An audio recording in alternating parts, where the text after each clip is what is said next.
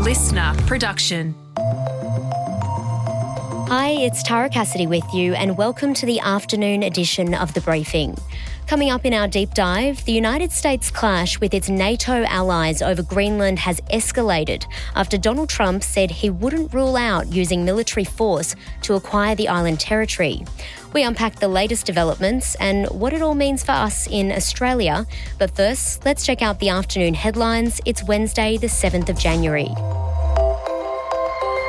Donald Trump says Venezuela will turn over at least 30 million barrels of oil to the US, worth around $2 billion, in a deal that could cut supply to China. The president says funds will be controlled by him to ensure it's used to benefit the people of Venezuela and the US. It comes just hours after a warning from interim Venezuelan President Delcy Rodriguez, who was sworn in following Nicolas Maduro's arrest. In a televised address today, she disputed Trump's claims that the US will run the South American country, saying no external agent governs Venezuela. A small win for Aussie households. Inflation has slowed to 3.4% today, dropping 0.4 percentage points since last month as domestic travel declined and electricity price growth eased. New figures from the Australian Bureau of Statistics also showed trimmed inflation fell slightly to 3.2%, broadly in line with Reserve Bank expectations. For mortgage holders, it means an interest rate hike is less likely in the short term, although economists say to expect one by June. But with inflation still above the RBA's 2 to 3% target, a February rate cut still looks unlikely. Prime Minister Anthony Albanese has attended a Bondi terror attack victim's funeral for the first time today. Former police detective Peter Marr was farewelled at St Mary's Cathedral in Sydney 3 weeks after he was killed while working as a freelance photographer at the deadly Hanukkah by the Sea event. The 61-year-old's brother, David Marr, delivering a powerful tribute. All Australians should be able to attend a religious celebration or go to the beach or walk the streets of Sydney on New Year's Eve or at Mardi Gras without the fear of being shot. Unfortunately for my family, we no longer have the luxury of being able to say that will never happen to us. The Prime Minister was joined by New South Wales Premier Chris Minns, Opposition Leader Susan Lee and the State's Police Commissioner Mal Lanyon. Meantime, Bondi hero Ahmed Al-Ahmed has flown to the US for specialist treatment after being shot twice while saving lives in last month's attack. The 43-year-old Syrian refugee wrestled a firearm from gunman Sajid Akram in a brave act that made headlines worldwide. Escorted by FBI officers at the airport, Ahmed thanked supporters on Instagram, calling the trip long but necessary, and praised the FBI for their outstanding protection and care. Now it's time to get into our deep dive, unpacking the White House and NATO's clash over Greenland. President Donald Trump says he's continuing to look at options to annex the territory, today stating the use of United States military is always an option. Meanwhile, Greenland maintains it does not want to form part of the US and has been rallied around by European leaders who today issued a joint statement supporting Denmark's sovereignty and saying Greenland belongs to its people. Joining us to discuss this topic today is security and defence expert Jennifer Parker. Jen, thanks so much for joining us. Can you start by telling us why Donald Trump is so insistent about the US acquiring Greenland? I guess this is kind of the million-dollar question right now. I think the first thing to understand is that Donald Trump is not, in fact, the first US president to talk about acquiring Greenland. In fact, dating back to the 19th century, various US presidents have offered to buy Greenland. Now, the reason is because it is actually quite important to the US's national security.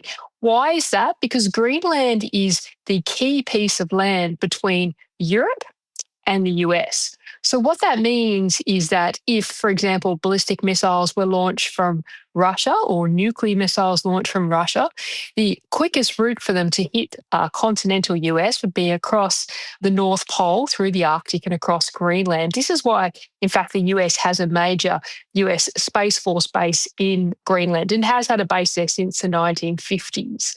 The second element of the security conversation is that the Greenland-Iceland-UK gap is the main naval or maritime corridor between the Arctic and Russia's North Sea Fleet and the Atlantic.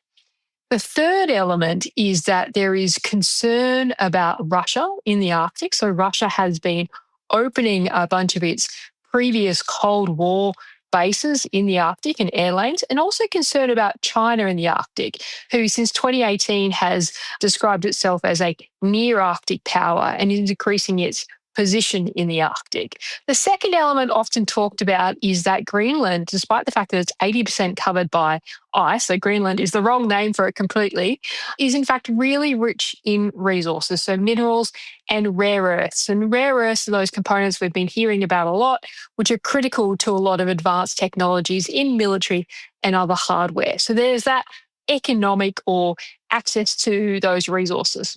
The third element is that the Arctic shipping route, so a way of getting from Asia to Europe and other places quicker than going through the Suez Canal, which is near Egypt, or the Red Sea, which we've seen closed off by the Houthis in Yemen, is an easier way to potentially get maritime ships through. I really do think national security is the key reason, and certainly that's what we've heard President Trump articulate, and that is why the US have, over now a century, tried to acquire Greenland through different fashions. Yeah, like you said, Trump always keeps coming back to this mainly being about national security. What could, though, the US achieve that Denmark couldn't in defending Greenland? Like you said, the US does have a large military base there already, and Denmark did pledge $9.7 billion to bolster its defence capabilities last year. Yeah, look, this is a really important question too. I think that this comes down to the idea of collective security. So NATO, the North Atlantic Treaty Organization, of which Denmark, the US, and other countries are members of, relies on this idea of collective security. So the US and European countries work together to defend or protect themselves. And in many ways, the US access to Greenland is already provided under that collective security. There has been criticism that Denmark has kind of ignored Greenland from a defence perspective, hasn't based many of its assets there, although it does have some bases, and hasn't invested in it. And I think we've seen Danish officials actually talk about that as well. Is it critical that the US controls Greenland as opposed to Denmark? Look, I personally don't think it is, but we are seeing from the Trump administration this view that they need to physically control the areas near their homeland as kind of their number one priority under their national security strategy. And they're not so comfortable on it being controlled under this idea of collective defence. So I think that's why the US administration is seeking it out. But do I personally think it's critical to them? No, I don't, so long as they're working with Denmark on their security in Greenland. And Greenland is actually self-governed. It forms part of the Kingdom of Denmark, though, and therefore that means it's protected by its sovereignty. Yet Trump has now threatened to use military force, potentially, to acquire it if necessary. Isn't that a violation of international law? Look, I think that what the Trump administration has said is that military force is not off the table. I don't really perceive it as a violation of international law to say that. I think it's not great for partners and allies, and certainly I don't think it's in the US interest to do that. We have seen the US Secretary of State Marco Rubio in the last 24 hours say that ideally the way the US would like to acquire Greenland is by buying it. Now, there is some precedent here. In the 19th century, the US bought Alaska from Russia. And in fact, the US have offered to buy Greenland a number of times. If the US did use force to take Greenland, military force to take Greenland in the future, then yes, that would be a violation of international law. The use of force under international law is governed by the UN Charter. It only allows the use of military force either as approved by the UN Security Council or in self-defense. But I don't think we are at that point. That said, this is certainly not a positive thing to be happening between allies while there is a war raging in Europe, and it is a distraction from what the US says is one of its priorities, which is China's growing militarization in the Indo-Pacific. And so if we've heard that Greenland doesn't want to form part of the US, without their actual consent in this. Is there any legal way that this actually could happen? So this is a really difficult one. I mean, recent polling from 2025 says that 85% of Greenland has a population of about 57,000, do not want to join the US. In fact, the same polling says that the majority of Greenlanders actually want independence from Denmark as well.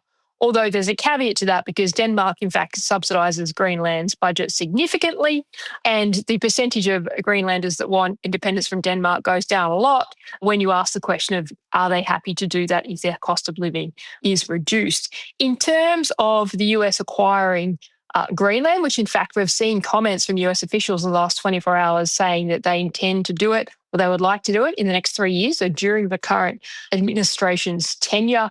The only legal ways to do that would be either Greenland agreeing to it, which doesn't seem likely, Denmark giving it to the US, which is highly unlikely given that Greenlanders don't support it. And so outside of that, there doesn't seem to be a legal way that this is going to happen at this stage. And in fact, US polling from last year as well shows that 69% of Americans don't support acquiring Greenland militarily either. So this is really not a very popular position of the current US administration. And we mentioned Greenland being protected by Denmark's sovereignty, but it's also part of NATO. Can you explain more about this alliance, what it is, and how NATO plays a role in this fight for Greenland?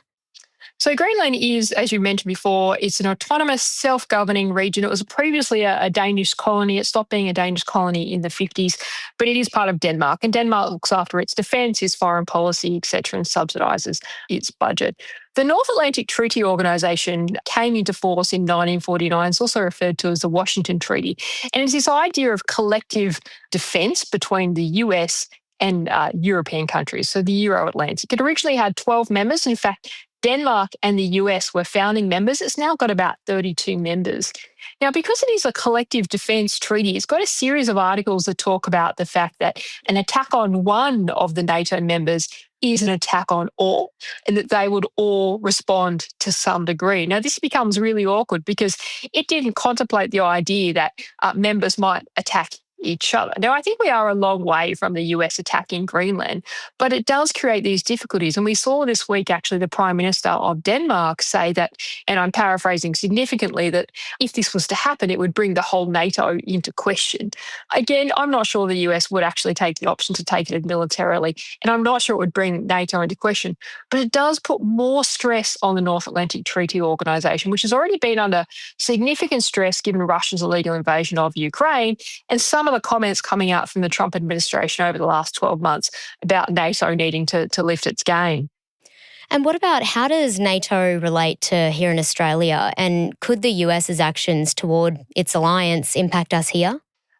Absolutely. Now, Australia is not a member of NATO, but we are an enhanced opportunities partner since 2014. What that means is that we do work quite closely with NATO, whether that is through military exercises, whether that is through sharing intelligence, attending foreign ministers' meetings, etc., as part of the Indo-Pacific Four, which involves South Korea, Japan, and New Zealand.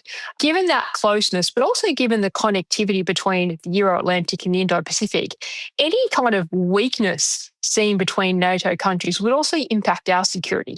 The first element of that is any weakness in NATO, I think, would be taken by Russia to their advantage to prosecute some of their territorial ambitions further beyond Ukraine in Europe. We've already seen this kind of hybrid war that Russia has been undertaking across various NATO countries. If that was to happen, of course, that increases global instability, which impacts the Indo-Pacific. We remember too that China, who is rapidly growing their military in our region, has a no-limits partnership with Russia. And we have this question about whether China will seek to invade Taiwan in the future. Now, if the US and Europe are distracted by Russia and arguing amongst themselves, China may well see that as an opportunity to take advantage and try and take Taiwan. So there is this real connectivity between Euro-Atlantic security, Indo-Pacific security, NATO cohesion, and Australia's security, even though Australia is not a member of NATO and not in Europe. And now we know that the US, despite all of this, and Donald Trump has been insistent on this going forward, yet NATO and Greenland have shown that they're not interested in being taken over by the US. Where do you expect this to go from here?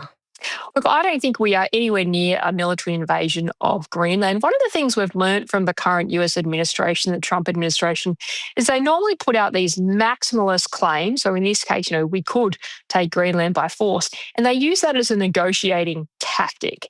So I think this is all about negotiating access to Greenland with Denmark. And I think we're going to have to see that play out. If we think about how the Trump administration have approached other things throughout 2025, whether it's Ukraine negotiations, whether it is about NATO increasing defence spending, they do always start from this kind of extreme maximalist negotiating position and work back. So what we may potentially see in the next 3 years is some sort of increased control or responsibility that the US has for the defence of Greenland.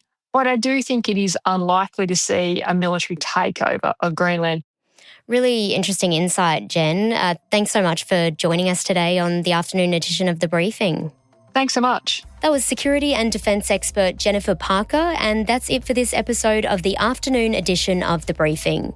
We'll be back in your feed tomorrow morning with a deep dive on the AI to look out for in 2026. And for more, don't forget to follow us at The Briefing Podcast on TikTok and Instagram. I'm Tara Cassidy. Thanks for listening.